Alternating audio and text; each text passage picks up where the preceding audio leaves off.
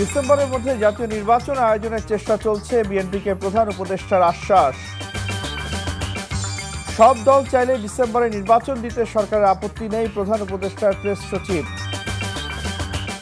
5 প্রতিষ্ঠানের বিরুদ্ধে এনআইডি তথ্য ফাঁসের প্রমাণ, কারণ দর্শানোর নোটিশ ইসির।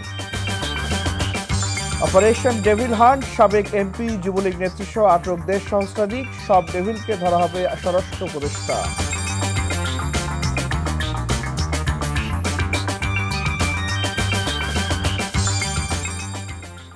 আসসালামু আলাইকুম, রাইসুল হক চৌধুরী স্বাগত জানাচ্ছি এনটিভির মধ্যরাতের খবরে।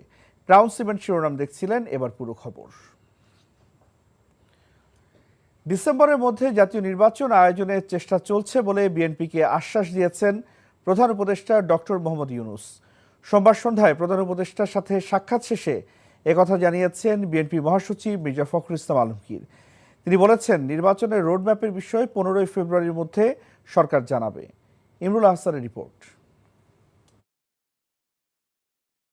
দেশের চলমান পরিস্থিতি নিয়ে নিজেদের অবস্থান জানাতে প্রধান উপদেষ্টার সাথে সাক্ষাৎ করতে যান মহাসচিব মির্জা ফখরুল ইসলাম আলমগীরের নেতৃত্বে বিএনপির 3 সদস্যের প্রতিনিধি দল।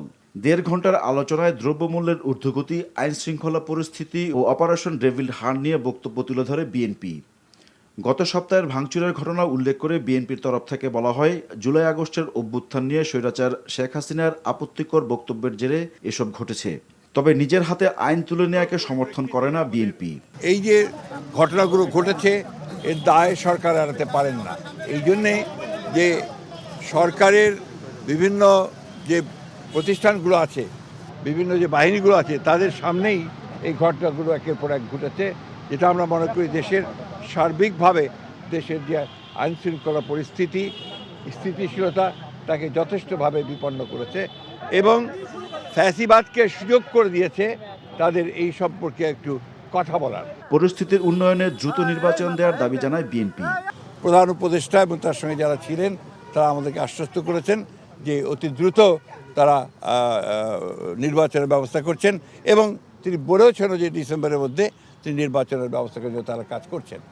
আমরা আশা করব যে জনগণের আশা যেটা আছে, প্রত্যাশা আছে যে অতি দ্রুত এবং একটা রোড ম্যাপ ঘোষণা করবেন তিনি, সেটার মধ্যে দিয়ে আমরা ডিসেম্বরের মধ্যেই নির্বাচন সম্পন্ন হবে বলে আমরা প্রত্যাশা করছি।